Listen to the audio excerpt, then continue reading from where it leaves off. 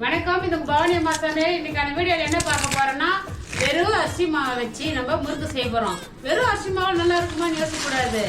அது எப்படி பண்ண போறோம்? உளுந்து சேர்க்காம, பொட்டுக்கடலை சேர்க்காம நம்ம வெறும் அரிசி மாவை வச்சு ஒரு முறுக்கு பண்ண போறோம். அது எப்படி பண்றதுன்னு பார்க்கலாம். வாங்க வீடியோக்குள்ள போய் பார்க்கலாம்.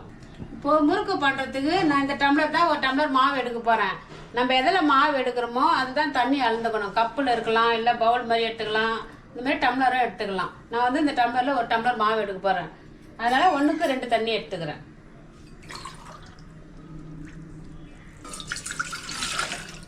ரெண்டு டம்ளர் தண்ணி. கொஞ்சம் தண்ணியில் 1/4 ஸ்பூன் கல் உப்பு போட்டுக்கலாம். 1 ஸ்பூனு பட்டர் சேர்த்துக்கலாம். நம்ம போட்டுக்கிற கல் உப்பு பட்டர் வந்து நல்லா கரைய ஆரம்பிச்சிச்சு, தண்ணியும் கொதிக்க ஆரம்பிச்சிச்சு. இந்த டைமில் நம்ம மாவை கொட்டி கிளறிடலாம். தண்ணி அளந்த டம்ளர் தான் ஒரு டம்ளர் மாவு எடுத்திருக்கேன்.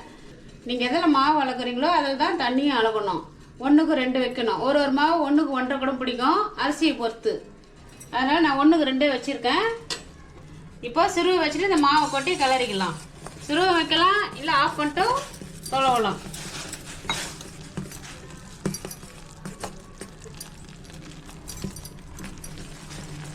நான் ரேஷன் பச்சரிசி தான் எடுத்துருக்கிறேன். நீங்கள் கடையில் விற்கிற பாக்கெட் மாவு, இடியாப்பு மாவு எதில் ஒன்றாலும் செய்யலாம். முறுக்கு நல்லாவே வரும்.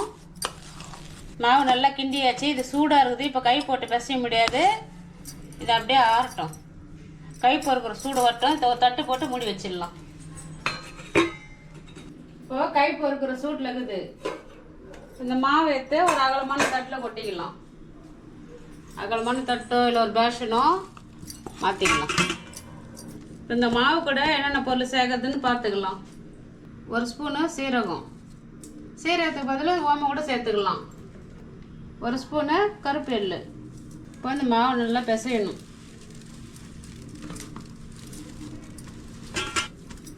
மாவு நல்லா இந்த மாதிரி பிசைஞ்சிக்கணும்.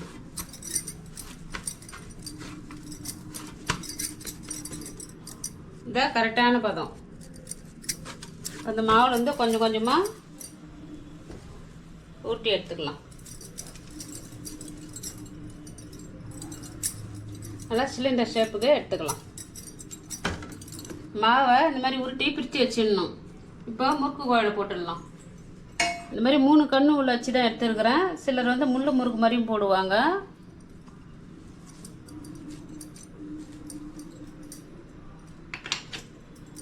மீதி இருக்கிற மாவை தட்டு போட்டு மூடி வச்சிடலாம், இல்லை ஈர துணி போட்டு கூட மூடி வச்சிடலாம். முறுக்கு வந்து ஸ்ட்ரெயிட்டாக எண்ணெயிலையும் புழியலாம். இந்த மாதிரி தட்டில் பின்னாடி எண்ணெய் தடவிட்டு தட்டுலையும் புழிஞ்சு எடுத்துக்கலாம்.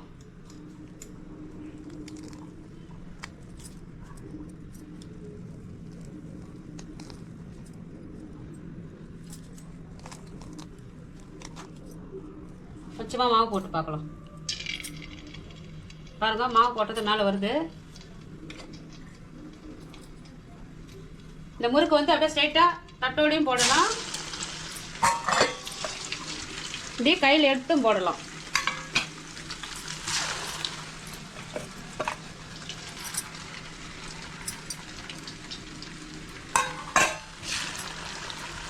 உடனே கரண்டி போடுவேன்னா சலசலப்பு அடங்கட்டும்.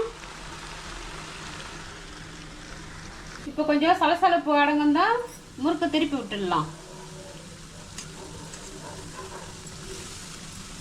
நல்லா செவந்து வந்துச்சு. இந்த டைமில் எடுத்துடலாம்.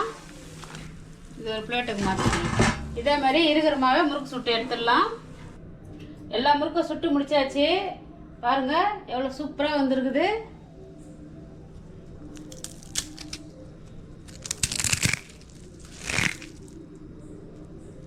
இதே மாதிரி நீங்கள் வீட்டில் ஒரு டைம் செஞ்சு பாருங்கள். எப்படி வந்துருக்குதுன்னு கமெண்ட் செக்ஷனில் சொல்லுங்கள். இந்த வீடியோ பிடிச்சிருந்தா ஒரு லைக் பண்ணுங்கள், உங்கள் நண்பர்கள்லாம் ஷேர் பண்ணுங்கள், மறக்காமல் சப்ஸ்கிரைப் பண்ணிவிடுங்க. நன்றி, வணக்கம்.